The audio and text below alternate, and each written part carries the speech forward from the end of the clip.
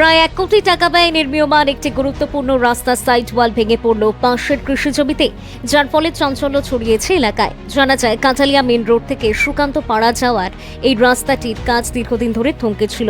পরে এলাকাবাসীর দীর্ঘদিনের দাবিকে গুরুত্ব দিয়ে রাজ্যের বিজেপি সরকার ব্লক সলিং সহ ড্রেন নির্মাণের উদ্যোগ নেয়। তবে কাজ শুরুর পর থেকেই নির্মাণের গুণগত মান নিয়ে প্রশ্ন তুলতে শুরু করেন স্থানীয়রা। কিন্তু আমরা রাস্তার কাজ শুরু হওয়ার প্রথম থেকে আমরা বুঝতে পারলাম যে রাস্তাটা আসলে ভালোভাবে হবে না এবং ভালোভাবে হয়নি। আমরা ওইদিকেও দেখেছি যে কোনো রকম ভাবে জোড়া তালে দিয়ে কাজটা করছে। অভিযোগ, ড্রেন তৈরির মাত্র 2 দিনের মধ্যেই পুরো সাইড ওয়ালটি ভেঙে কৃষি জমিতে পড়ে যায়। ফলে স্বাভাবিকভাবেই প্রশ্ন উঠছে, এই নির্মাণে কতটা মানসম্পন্ন রড ও সিমেন্ট ব্যবহার করা হয়েছে।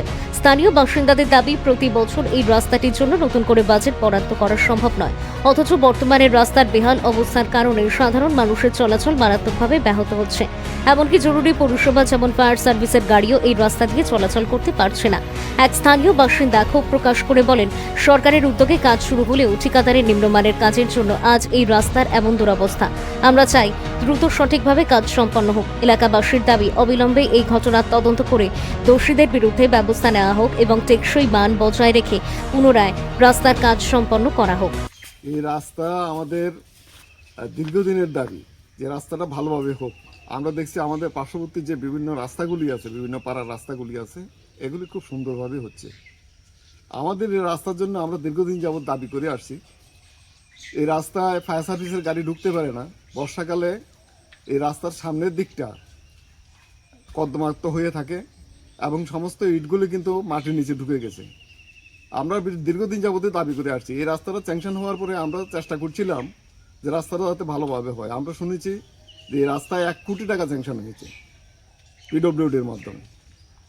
আমরা প্রথম থেকেই কন্ট্রাক্টরের সাথে যোগাযোগ করার চেষ্টা করেছি এবং স্থানীয় যে পিডব্লিউডির যিনি এখানের আধিকারিক আছেন ওনার সাথেও আমরা যোগাযোগ করেছি। রাস্তাটা যাতে গভর্নমেন্ট যে 1 কোটি টাকা স্যাংশন দিয়েছে, এই টাকা দিয়ে রাস্তাটা যাতে পারফেক্টলি যাতে হয়, সুন্দরভাবে হয়। কিন্তু আমরা রাস্তার কাজ শুরু হওয়ার প্রথম থেকে আমরা বুঝতে পারলাম যে রাস্তাটা আসলে ভালোভাবে হবে না এবং ভালোভাবে হয়নি। আমরা ওইদিকেও দেখেছি যে কোনো রকমভাবে জোড়া তালে দিয়ে কাজটা করছে এবং এখানে দেখা যাচ্ছে যে রাস্তার কাজ হয়েছে আজকে মনে হয় 15 দিন হয়েছে। 15 দিনের মধ্যে এটা ভেঙে পড়ে গেছে। তো 15 দিনে যদি রাস্তা এভাবে ভেঙে যায় তাহলে পরে এই রাস্তার লংজিভিটি কী হবে এটা সহজে অনুমেয়। তা আমরা চাই যে জোড়াতালির এই ইয়েটা না করে রাস্তাটা যাতে ভালোভাবে হয়, পার্মানেন্টলি যাতে হয়। গভর্নমেন্ট তো আর প্রতি বছর 1 কোটি টাকা করে এখানে স্যাংশন করতে পারবেন না। এটা নির্দিষ্ট সময় পর পর এটা করতে হয়।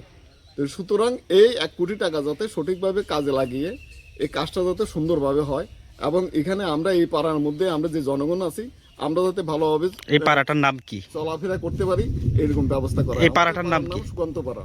আচ্ছা, এই রোডটা কোথা থেকে কোথা পর্যন্ত? এটা রোডটা হচ্ছে এই রোডের উত্তর দিকটা হচ্ছে উত্তর মহেশপুর আর এই রোডের দক্ষিণ দিকটা হচ্ছে দক্ষিণ মহেশপুর। এটা বাজার থেকে শুরু করে আইবিবি রোডে গিয়ে এটা মিলিত হয়েছে।